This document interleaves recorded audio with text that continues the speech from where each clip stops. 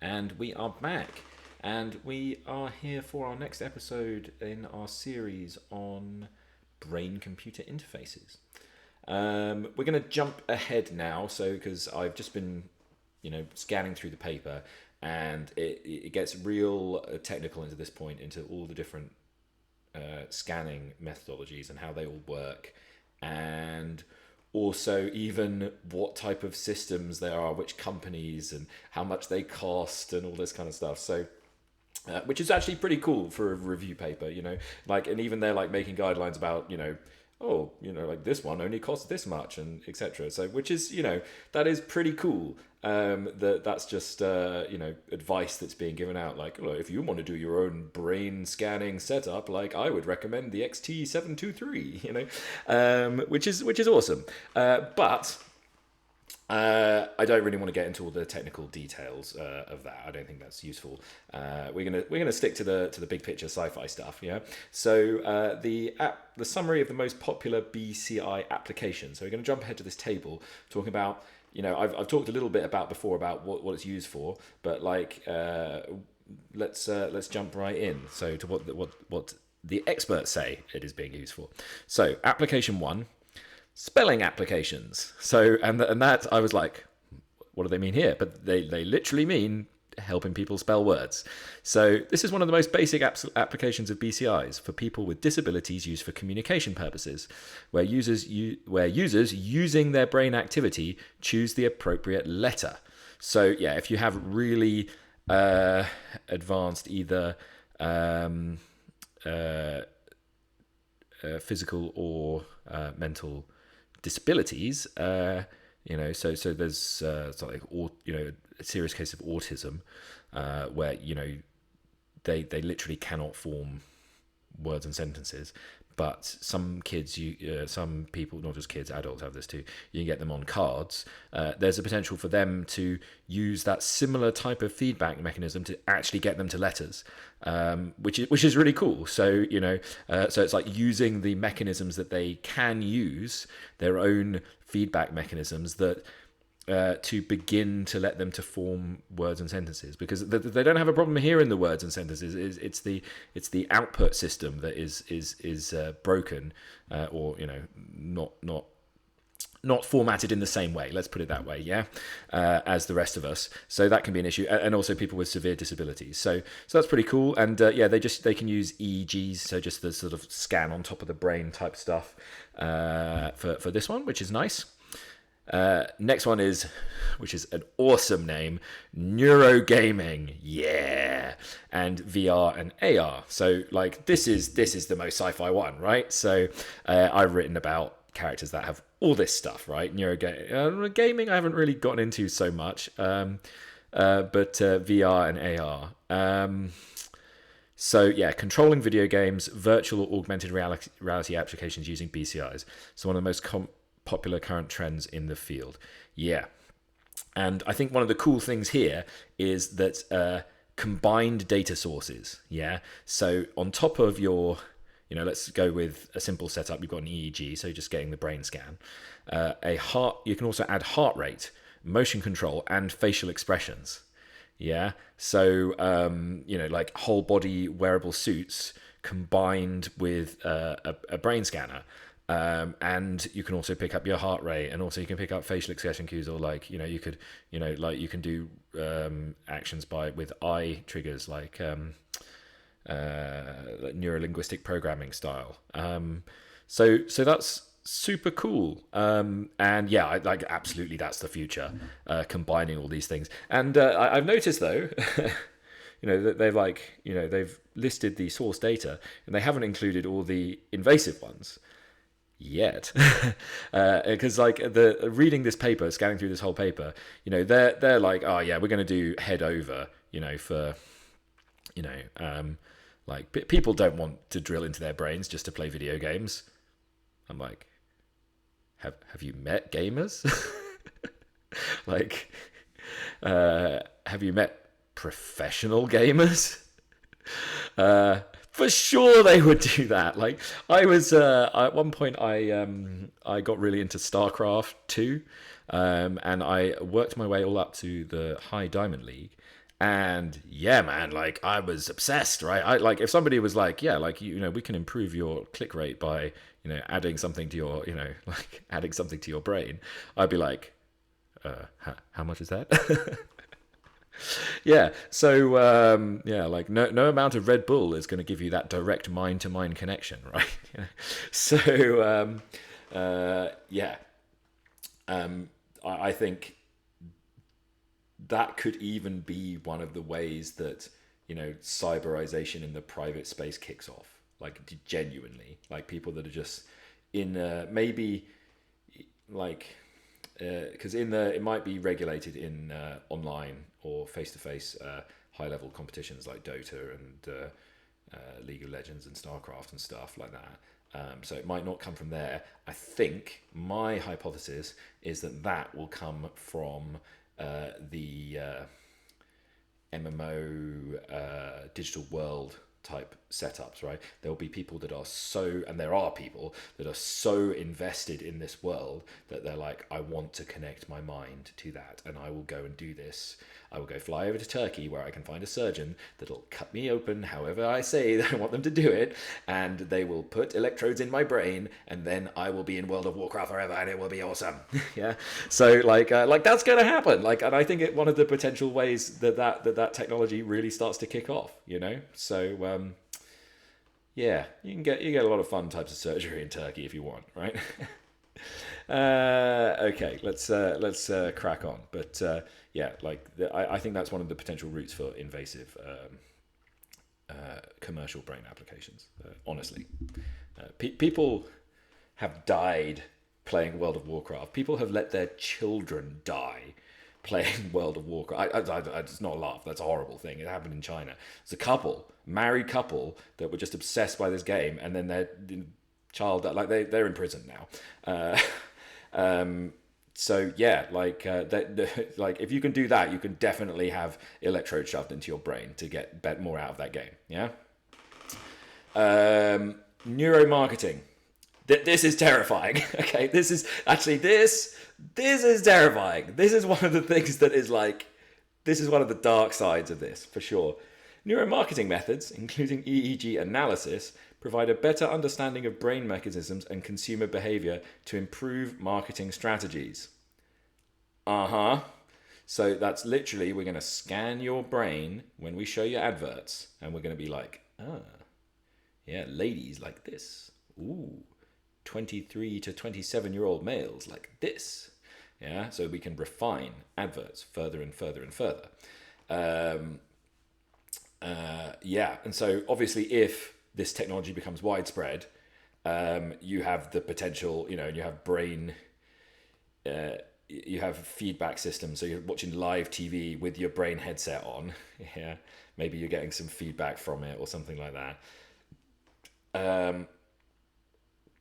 Then we have the situation that we can beam perfectly, not perfectly coordinated. We can beam statistically optimized, marketing content directly into your brain, or at least in front of your eyes. Yeah. So yeah, that's terrifying. Yeah. Probably worth me talking about how I think marketing is evil. It's not my new opinion, like I'm going to go with the Bill Hicks line here. If you haven't, go watch his clip. go watch his clip about Toyota. Like, and it's the hey, anyone here in marketing? And they're like, hey. He's like, yeah, go kill yourself. And they're like, and everyone's like laughing and everything. He's like, it's not a joke. Go do it, buddy, right now. Door's there. Don't, like, that's bad. Okay. It's very funny. Bill Hicks was amazing, but it is like, philosophically, he has a very valid point, I feel, which is if you are, say, a Buddhist or Hindu or Taoist as well, so any of those kind of like Eastern philosophical traditions that really, the Buddhists the most strongly consider desire to be one of the root causes of suffering in the world, right? The Buddhist She's actually there. She's on my back wall. She's here. This is Mara. This is the sitting behind someone in meditation. She is the demon queen of desire. She is the root of all suffering. She's the only Buddhist demon that is not redeemable. All the other ones, even the mother that eats babies. Yeah, she eats babies. And the Buddha comes and has a chat with her. And by the end of that chat, she's like, I will become the patron bodhisattva of childbirth, because I repent and I'm going to spend the rest of eternity looking after women in childbirth. Sorry for eating babies, right? Like, there is no irredeemable sin apart from desire itself, right? So the great serpent Mara was the one that came to taunt him underneath the Bodhi tree, right? Like, and tried all her different tricks, and he just sat there in meditation, right? Like marketers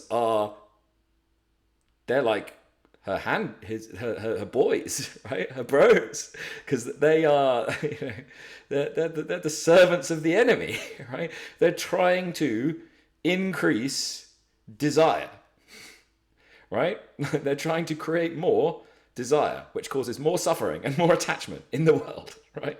Like, so yeah, like marketing, like, it's like you're selling weapons, man, that's bad, that's going to cause some suffering. Marketing, like you're working directly in her office, right? Like you are deliberately trying to increase desire in the world. And also there's this thing that, like, it's almost the perfect allegory, because like she's also like the serpent eating her tail. Like she always creates, like by existing, she just creates more suffering. Like trying to avoid her often creates more suffering. Like trying to mitigate her creates more. Like that's why she is the most cunning and the most deceiving, the infinitely reflecting diamond of desire. Yeah, every time you look in it, it reflects in a new way, right? And you can never escape her, right? Like. She will always be there, and this is why she's the only one that is not redeemed. But you see that the one of the theories that exists currently in marketing is that what it's you've got a fixed amount of available. Let's say it's like a YouTube. I would just use one specific example, right? It's like how much attention span do you have? Right, so there's only so much view space of all humanity, right? Like we could all of us be watching the same YouTube advert at the same time forever, right? The more marketing money you spend, the more potential people, and the more tricks you use, and the more deception, and the more sexiness, and the more whatever, you're going to bring in more and more eyes, right? But then obviously other people are just going to have to spend more money, right, to bring eyes back over here. So it doesn't generate. It just generates more cost, right? It just generates more expense, more desire, and more suffering for everyone, including the businesses, right? Because like if you're spending this amount for marketing, then the other guy over there is like, well, we got to spend more on marketing too, right? It's Pepsi and Coke. Everyone knows both these brands, but they have to spend millions and millions a year in marketing just to hold position against each other, right? And the demon queen is laughing all the way to the bank, yeah? As are the marketing guys, who are evil, right? Yeah, so yeah, that's my Buddhist assessment of marketing. So yeah, so if you're in marketing, don't kill yourself. Like maybe consider meditation. Yeah, and read the Four Noble Truths and the Eightfold Path, and get a new job. Right? Okay. Yeah. Neuromarketing. Terrible. Right? Terrifying. Not terrible. And terrible. And terrifying. Yeah. Okay. Let's come on to something that's way better. Smart wheelchairs. Yeah, this is cool. One of the most needed BCI applications is the ability to control a wheelchair. Such devices are designed for people with cognitive, motor, and sensory impairments. Yeah, and again, this is a combined technology space. So you get your EEG, you combine it with heart rate and facial expressions, and you get more rich data source. People that are fully immobilized, and maybe they can just blink or something like that, and they can start using that to control left and right. And you combine that with a simple thought thing for acceleration. So then you can start having so it becomes like driving a car, right? So you've got one thing is the wheel, and another one might be the gas, right? And maybe you can do the gears with your brain, right? So and so you are enabling people that are the most disabled. You're giving them power back into their lives. This is gold. This stuff, right? This is amazing, right? And just a personal anecdote. One time I volunteered working when I was really much younger. Like I was doing some volunteering at a school for disabled kids, and I was like only 18, 17, 18. I was doing like sports coaching at a school, and one of the most awesome things was that there were some kids that were kind of my age, right? There were kids all the way up to A level there, so there were kids 17, 18. Like one of them wanted to be an engineer, so he had retrofitted his wheelchair, and so he'd taken the limiter off it and stuff, and supercharged the battery. I don't know shit about engineering. I don't build actual things. I only did code, right? But this kid was like bombing it around. He was going like 20, 30 miles an hour, like up and down. He had like stickers on the side of it and stuff, like race like logos and thinking he was cruising. And then you watch the teachers like belting after him, being like, "You're not allowed to do that!" Like chasing after this kid, right? And that was just with the technology that was available. Like he had motor control and stuff, but yeah, you give power back to these people, right? And they're just as and it's awesome. They're so appreciative, and it's just this is why we do these things, right? This is science, right? We're trying to help kids in wheelchairs like run around and run faster than the teachers can chase them. It's awesome. Yeah. Emotional condition. So recognizing human emotions or mental states using biomedical data analysis, part of passive brain-computer interfaces, most of them based on facial expression recognition and analysis of speech signals. This is one of the future development paths. So this has some, and this is again, it's a combined thing. They use EEGs, heart rate, facial expression, and speech. Yeah, so you can combine it with speech pattern stuff. Some good applications and bad applications. So future situations. We could have AI therapy that actually knows what you're feeling and thinking, right? So that's pretty cool. And you can give feedback mechanisms to people that struggle with emotional regulation. So you could use it with a like a human therapist or something. You've got someone with anger management issues, and let's say you always get tell signs, right? I had a partner who had extreme anger management issues, and it was unpleasant. And aside from other things, like you start to become like hyper vigilant, and so it alters your interactions with other people. But one of the things that you definitely notice after a time is that there are always signals, right? So before they fly off the handle, like the red mist descends and it's just game over, and you've just got to like walk away, like go for a 20-minute walk and hope that they've calmed down.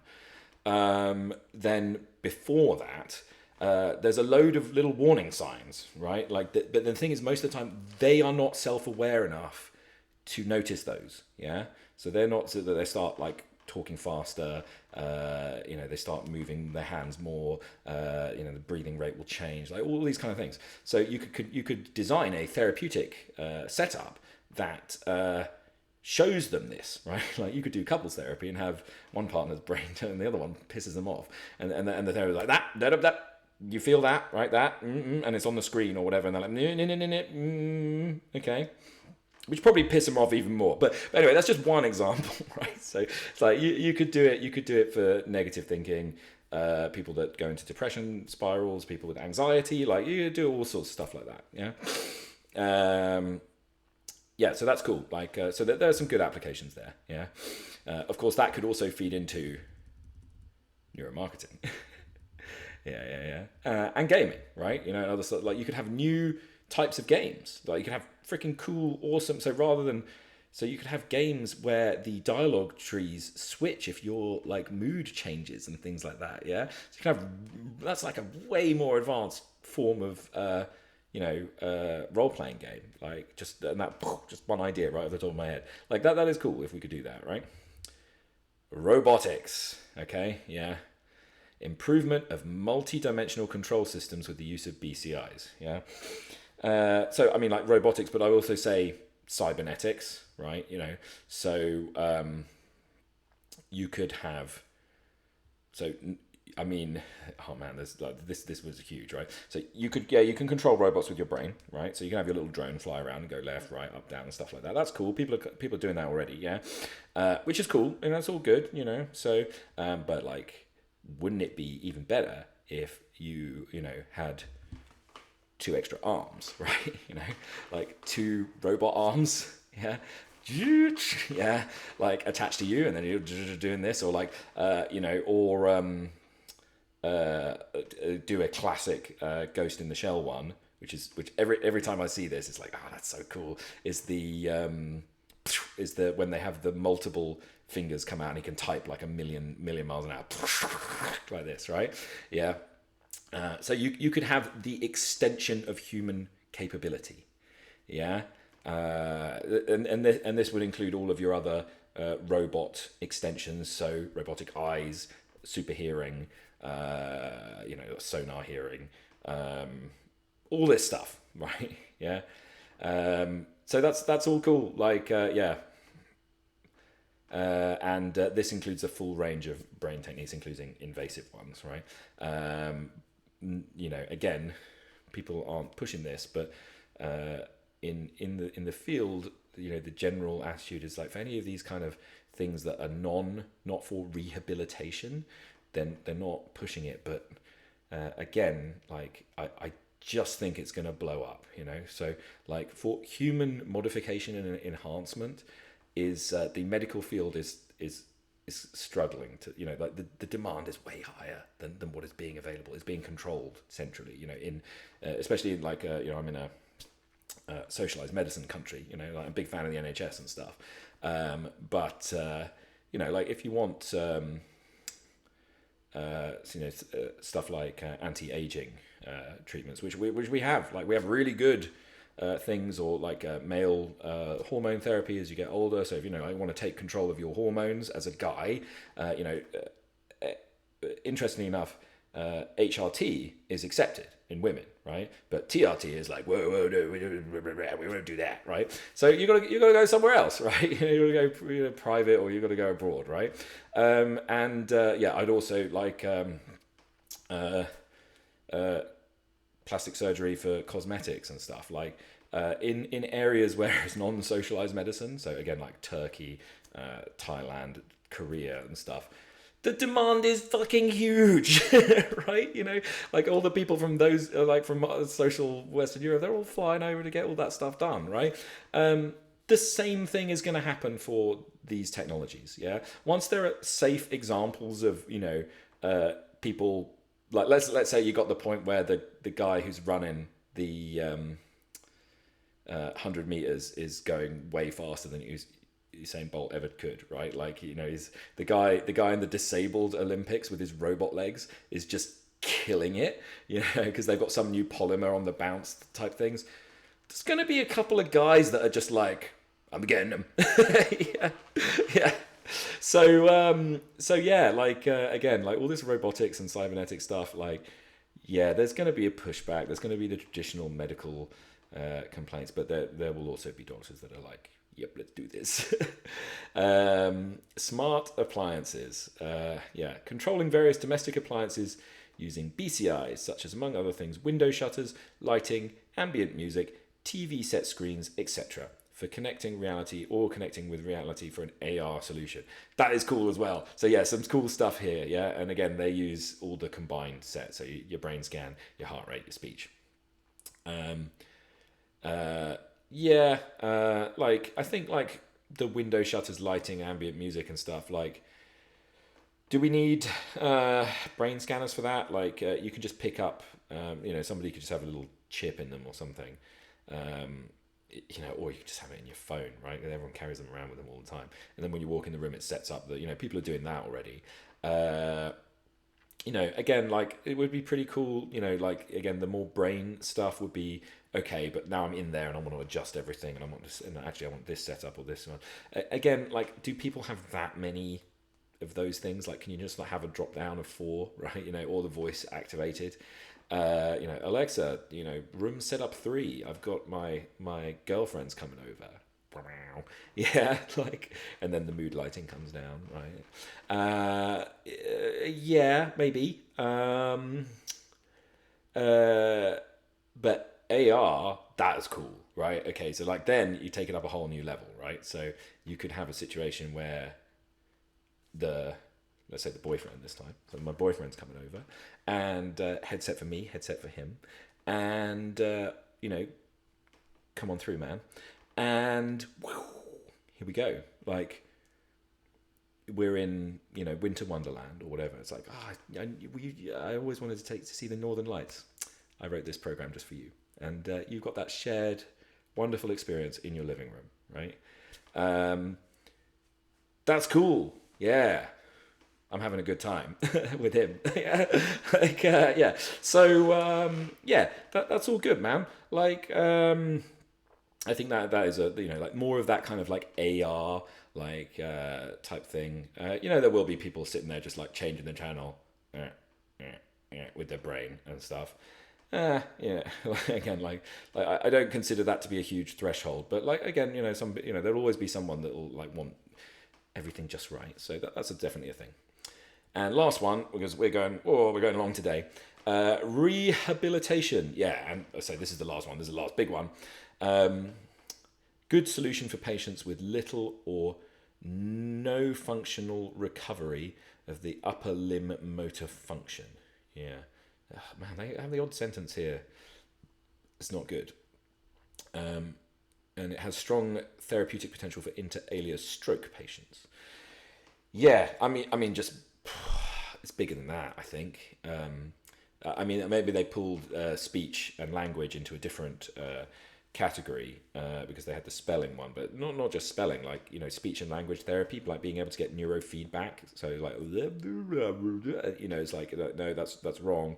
You know, maybe they can't quite hear it or something like that. But working with, you know, you could have, you know, we've got this potential of stem cell treatments. Well, I'll definitely do a biopunk one at some point. You know, definitely want to do genes. I will also do a mega one on hormones at some point, right? Okay, like I was a semi-professional strongman. I know a little bit about hormones. Okay, all right. Yeah, that'll be fun. We'll go into that. Yeah. Yeah. So lots of potential here. I think broader than the list that they make. If I'm really honest, I think that's too short a list. Definitely stroke would be a key one.